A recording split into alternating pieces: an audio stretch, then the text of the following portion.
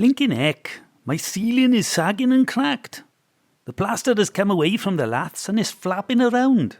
It'll be falling off now in a minute. Most builders would tell you to rip it all off, but that would make an awful mess, wouldn't it? And cost a lot of money. So I'm going to fix it for the price of a beer from a posh London pub.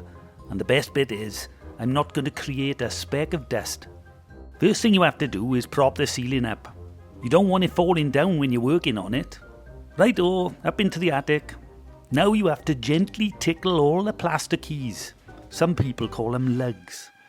If you feel a wobbly one, that means it's broken. It's not doing anything useful anymore, so pull it off and put it into your bucket. Look in my bucket, I got loads. Next, get your vacuum cleaner out and suck up all that dust. This is the most important part. Make sure it's so spotless you can eat your dinner off it. I mean, don't actually eat your dinner off it. It'll ruin all your cleaning. When you've finished, it should look like this. You can control the suction by wetting down the surface if you like. Then cut up scrim tape and lay it over the laths ready for the big pour. Now you can put your wet and sloppy adhesive plaster mix all over the top.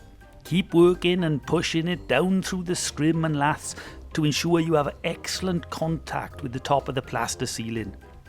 After a couple of days, check how it's doing. When you're happy the plaster is all set, good and proper, you can remove the props. So rather than pull this old ceiling down, I was able to save it.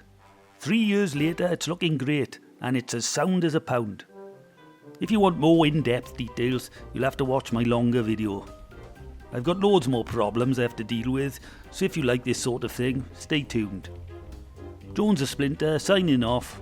Oil Vowr.